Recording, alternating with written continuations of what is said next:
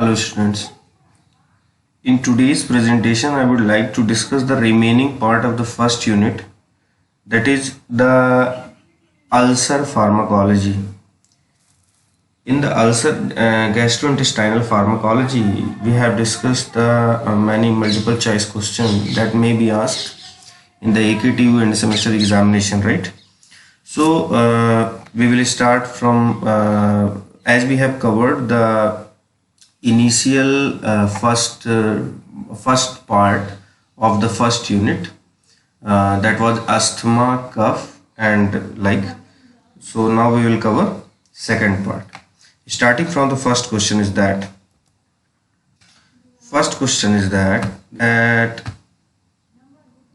all of the following drugs act by reducing gastric acid secretion. ये सारी जो दवाएं हैं वो गैस्ट्रिक एसिड सिक्रीशन को कम करती हैं। बट ऑब्वियसली बात है कि जितनी भी ड्रग्स होंगी एंटी अल्सर में, अगर वो, चूंकि कैटेगरी आप जो क्लासिफिकेशन याद करेंगे तो आपको पता चलेगा कि उसमें reduction of gastric acid secretion है, तो उस कैटेगरी की जितनी भी ड्रग होंगी वो आपके गैस्ट्रिक एसिड की सिक्रीशन को कम ही करेंगी, अगर उन कैटेगरी के अलावा कोई ड्रग यहाँ पे दी है। अच्छा, उन कैटेगरी में कौन कौन आता है? चाहे तो आप H2 एंटी हिस्टैमिनिक ले लो, प्रोटॉन पंप इनहिबिटर ले लो, एंटीकोलिनर्जिक्स ले लो या प्रोस्टाग्लैंडिन एनालॉग्स ले लो। ये जितनी भी मेडिसिन हैं ये सारी की सारी रिड्यूस करेंगी गैस्ट्रिक एसिड सिक्रीशन को। लेकिन यहाँ पे एक ड्रग दी हुई है सुक्राल फैट, जो कि एग्जाम्पल है अल्सर प्रोटेक्टिव ड्रग का। इसका मैकेनिज्म पेप्टिक अल्सर में ट्रीटमेंट का एसिड के वॉल्यूम को कम करके नहीं है, राइट, म्यूकस लेयर को फॉर्म करके है ताकि कोई डिग्रेडेशन ना हो। तो आपका इसका आंसर होगा सुक्राल फैट, क्योंकि इसका मैकेनिज्म एसिड के वॉल्यूम को कम करके नहीं होता, दूसरे तरीके से होता है। नेक्स्ट हम बात करेंगे histamine H2 blockers attenuate the gastric secretory response to acetylcholine and pentagastrin as well because. अब जो डायग्राम हमने पढ़ा था कि किस तरीके से अल्टीमेटली रिलीज होता है HCl का in the lumen of stomach, उसमें हमने देखा था कि जो प्रोटॉन पंप होता है उसको एक्टिवेट करने वाली तीन चीजें थी। पहले एक तो cholinergic receptor, cholinergic agonist bind करता था तो कोलिनर्जिक रिसेप्टर के थ्रू एक्टिवेट होता था, या हिस्टामिन अपने रिसेप्टर के थ्रू एक्ट करता था, या कोलिसिस्टोकाइनिन गैस्ट्रिन बाइंड करता था कोलिसिस्टोकाइनिन अपने रिसेप्टर से, और प्रोस्टाग्लैंडिन भी उसको एक्टिवेट करते थे। लेकिन यहाँ पे एक चीज समझने की ये है कि हिस्टामिन को रिलीज करने के लिए इनडायरेक्टली एसिटाइल कोलिन भी रिस्पॉन्सिबल था। मीन एसिटाइल कोलिन और गैस्ट्रिन ये इनडायरेक्टली हिस्टामिन के रिलीज को बढ़ाते थे। अब आपका क्वेश्चन है कि H2 blocker attenuate the gastric secretory response to acetylcholine and pentagastrin. अगर H2 ब्लॉकर देते हैं तो वो एसिटाइल कोलिन और पेंटाग्रेस्टिन के रिस्पॉन्स को कम करता है। क्योंकि सीधा सा आंसर है क्योंकि acetylcholine, option number C, क्योंकि एसिटाइल कोलिन और gastrin partially acts by releasing histamine gastric mucosa, क्योंकि ये गैस्ट्रिक म्यूकोसा में एसिड के रिलीज को H2 को एक्टिवेट करने का काम करते हैं एसिटाइल कोलिन और गैस्ट्रिन। तो इसका डायरेक्ट आंसर है आपका सी, इसमें कोई कंफ्यूजन नहीं। ये डायग्राम बेस्ड क्वेश्चन है, उसमें अगर आपको वो इमेज क्लियर है जो कि ऑलरेडी मैंने एलेबोरेट कर रखी है तो आपको क्लियर हो जाएगा। नेक्स्ट क्वेश्चन की हम बात करते हैं। What is true of acid secretory therapy with H2 blockers. मतलब एसिड सिक्रेटरी थेरेपी में, एसिड कंट्रोल थेरेपी में H2 ब्लॉकर के लिए कौन सी चीज सही है? देखिए H2 ब्लॉकर के लिए आपको ये कॉन्सेप्ट याद करना पड़ेगा कि H2 ब्लॉकर जब भी हम बात करेंगे तो बेसिकली हम ये बात करेंगे कि वो ड्यूडेनल अल्सर को ट्रीट करता है। और कई बार इसके लिए एक अलग सा ऑब्जेक्टिव बना है जो कि मैंने एक में मर्ज करके रखा है ताकि आपके लिए कैसा भी ऑब्जेक्टिव H2 ब्लॉकर से आए आप वो कर ले जाओ। H2 ब्लॉकर में पहले तो आपको ये ध्यान देना पड़ेगा कि आपका जो ये ड्यूडेनल अल्सर को ट्रीट करता है फास्टली। अगर गैस्ट्रिक अल्सर और ड्यूडेनल अल्सर की बात करें तो ड्यूडेनल अल्सर को ज़्यादा ट्रीट करता है जल्दी से। और ये इसकी जो थेरेपी का ड्यूरेशन होता है वो होता है 8 वीक। ये मैंने एक्स्ट्रा ऐड कर रखा है, तो आपको इस पॉइंट को बिल्कुल ध्यान रखना है कि H2 ब्लॉकर के बारे में कि ये ड्यूडेनल अल्सर को फास्टर तरीके से ठीक करते हैं in comparison to gastric ulcer, और ये इनका जो थेरेपी का वो होता है ड्यूरेशन वो होता है लगभग 8 वीक, 8 सप्ताह। तो इसका आंसर हुआ A. Gynaecomastia can occur as a side effect of, most important question in the drug for peptic ulcers. इसमें क्या है कि इसमें एक ड्रग हमारी ऐसी है जो कि एंटी एंड्रोजेनिक है, एंड्रोजन के लेवल को कम करेगी, और जब एंड्रोजन के लेवल को कम करेगी तो जो एस्ट्रोजन के रिस्पॉन्स है, क्योंकि मेल बॉडी में भी एस्ट्रोजन का बहुत लेस अमाउंट है, तो वो जब एंड्रोजन के लेवल को कम करेगी तो बट ऑब्वियस सी बात है एस्ट्रोजन के लेवल को अगर हम कंपैरेटिवली बात करेंगे तो वो थोड़ा सा एनहांस होगा, और ये सब वजह बनेंगी फीमेलनेस के लिए। तो उसकी वजह से गायनेकोमेस्टिया, ये सब जो ये जो ड्रग का होता है साइड इफेक्ट, ये होता है सिमेटिडिन का। ये डायरेक्ट क्वेश्चन है, केवल सिमेटिडिन के लिए स्पेसिफिक है। इस सिमेटिडिन में क्या होता है, गायनेकोमेस्टिया इसका एक साइड इफेक्ट होता है, क्योंकि ये एंटी एंड्रोजन रिस्पॉन्स करती है। सिमेटिडिन के लिए यहाँ पे एक चीज और बताता चलूं कि सिमेटिडिन साइटोक्रोम P450 को भी मॉड्यूलेट करती है। तो ये क्वेश्चन भी आपको पूछा जा सकता है। तो यहां पे है answer number B. Ranitidine differs from cimetidine in the following respect. Ranitidine cimetidine दोनों एक कैटेगरी की ड्रग है, राइट। अब ये किस तरीके से, अब सिमेटिडिन के बारे में हमने देखो अभी पढ़ा कि केवल सिमेटिडिन ही है जो एंटी एंड्रोजेनिक एक्शन है। तो अगर ranitidine differ from cimetidine in the following respect, किस रेस्पेक्ट में, it does not have anti androgenic action, option number third.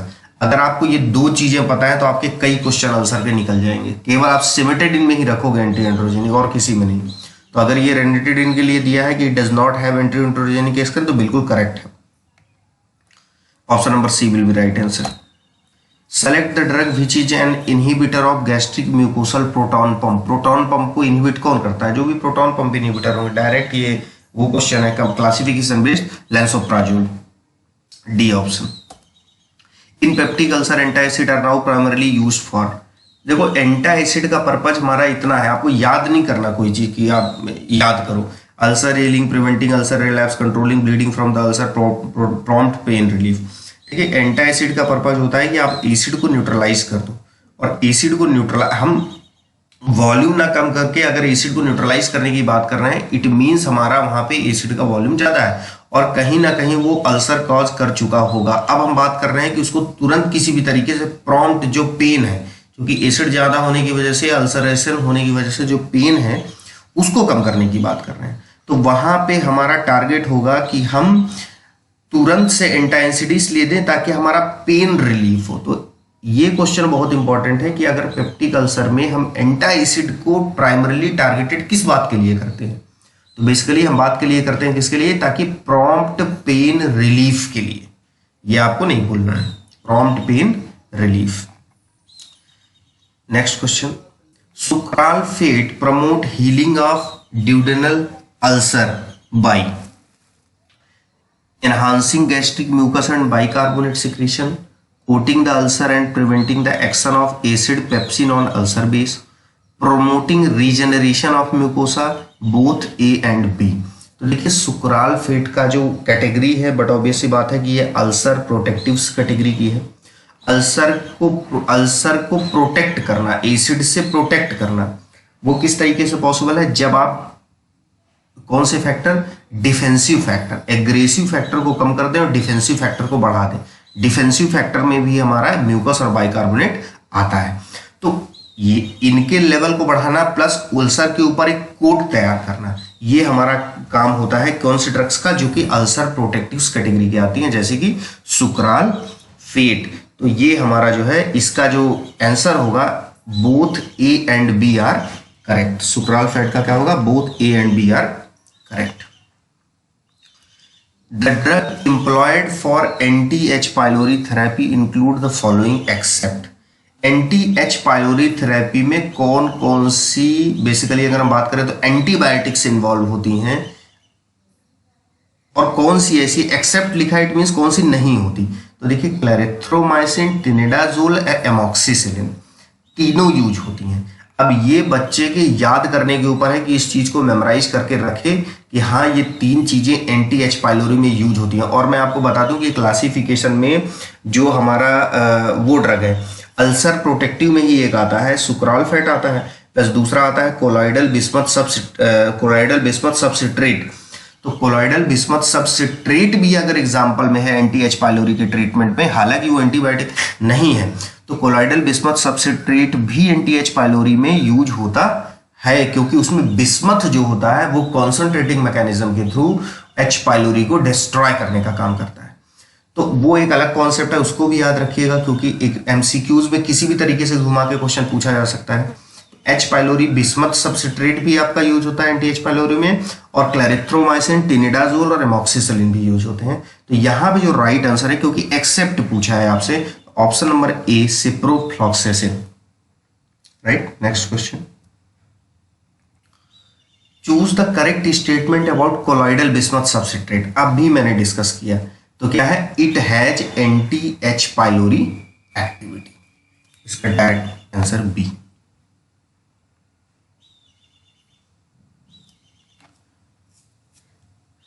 The most effective anti-motion sickness drug suitable for short brisk journeys। Short brisk journeys के लिए most suitable drug कौन सी होती है? तो आपको याद रखना है कि एंटी मोशन सिकनेस में शॉर्ट ब्रिस्क जर्नी में सबसे मेन सुटेबल ड्रग जो होती है वो होती है हायोसिन। इसमें आपको कंफ्यूजन नहीं रखना, ये इंपॉर्टेंट क्वेश्चन है, या आपके एग्जाम में पूछा भी जा सकता है। हायोसिन आपको किस लिए यूज करेंगे? मोशन सिकनेस में आप हायोसिन यूज करेंगे। Activation of the following type of receptor present on myenteric neurons. Myenteric neuron हम पढ़ चुके हैं थ्योरी में।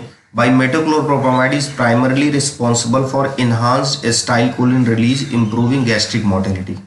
बाई किस रिसेप्टर के थ्रू? तो चूंकि सीधा आप ड्रग की बात करो, देखो मेटोक्लोप्रोपामाइड दे रहा, और मेटोक्लोप्रोपामाइड किस कैटेगरी की ड्रग है? 5-HT4 एगोनिस्ट, सीरोटोनर्जी 5-HT4 एगोनिस्ट, इसका राइट आंसर है सी। जो लेंदी क्वेश्चन होते हैं वो ज्यादा आसान होते हैं, बशर्ते उनको पढ़ने के पहले उनसे आप डरिए नहीं। नेक्स्ट क्वेश्चन की हम बात करेंगे, the most effective antiemetic for controlling cisplatin induced vomiting. चाहे तो आप में एग्जाम में सिस्प्लैटिन इंड्यूस्ड वॉमिटिंग पूछे, या तो आपसे पूछे कि कीमोथेरेपी इंड्यूस्ड वॉमिटिंग पूछे, कुछ भी अगर पूछता है कि ये फलाना इंड्यूस्ड वॉमिटिंग में कौन सी ड्रग यूज करते हो एंटीमाइटिक, तो आपको ऑन्डनसेट्रॉन ही बोलना है, इसमें कोई कंफ्यूजन नहीं रखना। The most effective antiemetic for controlling cisplatin और कीमोथेरेपी इंड्यूस्ड वॉमिटिंग इज, तो आपका आंसर क्या जाएगा? ऑन्डनसेट्रॉन। इसमें आपका कंफ्यूजन नहीं होना चाहिए। Next question, irrespective of the type all laxative exert the following action। अब laxative क्या करते हैं? सीधा सा, इसमें कोई कंफ्यूजन नहीं। आप अगर ऑप्शन नहीं भी पढ़ेंगे तो आपको क्लियर होना चाहिए कि वाटर कंटेंट को फीसेस में बढ़ाते हैं, तो option number B will be right answer, increase the water content of the faeces. The following laxative lower blood ammonia level in hepatic encephalopathy. इसके लिए आपका लैक्टोलूज का जो मैंने कॉन्सेप्ट बताया था आपको थ्योरी में, उसको आप देखेंगे तो आपको समझ में आएगा कि लैक्टोलूज वहाँ क्या करता है कि पीएच को डाउन कर देता है काफ़ी, जिससे एसिडिटी बढ़ती है, और H धनायन जो होता है वो अमोनिया से कंबाइन होकर NH4 बना लेता है, राइट। तो अमोनिया का लेवल कम होता है, तो आपको किस में रिलीफ मिलता है? हेपेटिक इंसेफेलोपैथी में। तो वहाँ पे ये जो यूज होता है लोअर ब्लड अमोनिया लेवल के, उसको हम करते हैं लैक्टोलूज को। क्या होगा यहाँ पे? लैक्टोलूज। आपका अगर हेपेटिक इंसेफेलोपैथी या अमोनिया इस तरीके से अगर क्वेश्चन को रिलेट करके आपसे पूछता है और ऑप्शन में आपके लैक्टोलूज है, तो lactulose will be right answer, C will be right answer. The following statement about omeprazole is true except. कौन सा स्टेटमेंट ओमेप्राजोल के लिए ट्रू? सारे स्टेटमेंट ट्रू है except it is highly plasma protein bound, बिल्कुल सही है। Its bioavailability is not affected by food, ये इसका राइट आंसर है, क्योंकि its bioavailability is not affected by food हम ऐसा नहीं कह सकते, क्योंकि इसकी बायोअवेलेबिलिटी अफेक्टेड बाय फूड होती है, क्योंकि इसको हमको फूड के प्रायर, फूड इंटेक करने के प्रायर 1-1.5 घंटे के पहले लेना होता है। तो आपकी ये बायोअवेलेबिलिटी फूड इसको क्या कर देता है? कम कर देता है। तो एक्सेप्ट में इसका आंसर यही जाएगा, क्योंकि मेटाबोलाइज लीवर में होता है, ये भी सही है, और लॉन्ग लास्टिंग एसिड सप्रेशन भी करता है, ये भी सही है। तो इसका आंसर होगा आंसर नंबर बी, क्योंकि एक्सेप्ट पूछा है। Which of the following drug have an anti androgenic effect? Direct cimetidine में लगाइए, answer number B. All of the following statement about antacid are true except, सारे स्टेटमेंट अबाउट एंटासिड ट्रू है except, तो इसका क्या होगा, इसका होगा कि weak base that neutralize gastric acid, ये तो बिल्कुल सही है। Inhibit the formation of pepsin, ये भी करते हैं एंटासिड, क्योंकि एसिड के लेवल को कम करेंगे तो पेप्सिन का synthesis. Aluminium antacid cause diarrhoea and magnesium antacid cause constipation, aluminium antacid cause constipation, बिल्कुल करेक्ट। आपका जो इसमें एक्सेप्ट पूछा है इसका आंसर होगा डी, क्योंकि देखिए एल्यूमिनियम एंटासिड जो होता है वो डायरिया कॉज करता है, जबकि मैग्नीशियम एंटासिड जो होता है वो कॉन्स्टिपेशन कॉज करता है।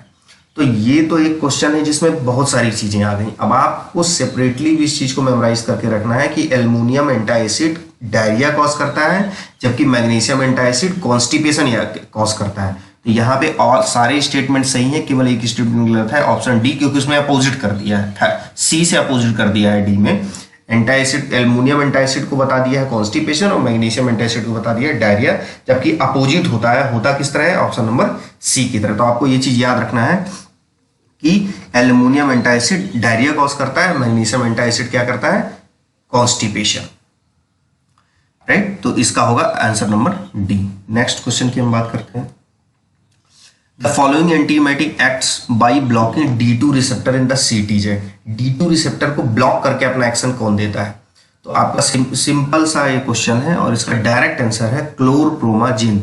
जब आप क्लासिफिकेशन पढ़ेंगे तो आपको उस पर डायरेक्ट क्वेश्चन ये मिल जाएगा कि क्लोरप्रोमाजिन एंटीमाइटिक एक्शन अपना D2 रिसेप्टर को ब्लॉक करके देती है। Next question, interference with the most of the CYP450 enzyme and thus lead to the many drug interaction. CYP450 के लिए ऑलरेडी मैंने डिस्कस कर रखा है कौन सी ड्रग है जो सबसे ज्यादा रिस्पॉन्स देती है, मतलब कौन सी इंटरफेयर करती है साइटोक्रोम P450 एंजाइम को। तो आपका आंसर होगा cimetidine, D will be right answer. Which one of the following is the less frequent side effect of metronidazole, metronidazole का लेस फ्रीक्वेंट साइड इफेक्ट क्या है? देखो एनोरेक्सिया भी काज करता है, मेटालिक टेस्ट भी होता है। अब आपसे कैसे भी करके एक ही पूछ सकता है क्वेश्चन, हो सकता है 4 ऐसे ऑप्शन दे दे जिसमें एक ऑप्शन केवल ऐसा हो जो वो करता है, उसमें मेटालिक टेस्ट सबसे ज्यादा इंपॉर्टेंट है, वो याद रखिएगा। एनोरेक्सिया कॉज भी करता है, मेटालिक टेस्ट भी कॉज करता है, एब्डोमिनल क्रैम्प भी कॉज करता है मेट्रोनिडाजोल, लेकिन कभी भी ग्लोसाइटिस नहीं होती मेट्रोनिडाजोल से। तो ये लीस्ट फ्रिक्वेंट है, इसलिए इसका आंसर होगा option number C. Which one of the following is stool softener that has no effect on fat soluble vitamin? कौन सा ऐसा है जो स्टूल सॉफ्टनर है और उसका फैट सॉल्युबल विटामिन पे कोई फर्क नहीं पड़ता? तो ये सीधा आंसर इसका डाकुसैट सोडियम। ये आपको मेमोराइज करना पड़ेगा कि स्टूल को सॉफ्ट करता है प्लस फैट सॉल्युबल विटामिन पे उस पर कोई इफेक्ट नहीं होता, ये होता है docusate sodium. All of the following are the rational of ORS composition except isotonic होता है, ग्लूकोज फैसिलिटेट सोडियम एब्जॉर्प्शन करता है, राइट, और enough potassium to replenish losses in loose stool. ठीक है, बिल्कुल सही बात है, उसको रिप्लेनिश करता है, जो भी लूज स्टूल में ज्यादा पोटेशियम का लॉस होगा उसको। ओवरऑल तीनों चीजें करेक्ट है, option number D will be right answer. The following laxative lower blood ammonia. अब अमोनिया का जिक्र आ गया क्वेश्चन में, हिपैटिक इंसेफेलोपैथी आ गया, तो ऑलरेडी मैं डिस्कस कर रहा हूं, आपका डायरेक्ट आंसर होगा डी, लैक्टुलोज लगा देना है आपको। All of the following are the mechanism of action of metoclopramide except. Metoclopramide का मैकेनिज्म सब कुछ है क्या नहीं है? देखो मेटोक्लोप्रामाइड बीटा एंटागोनिज्म के थ्रू भी एक्ट करता है, 5-HT4 एगोनिस्ट भी होता है और 5-HT3 एंटागोनिज्म भी होता है, 5-HT4 एंटागोनिज्म नहीं होता।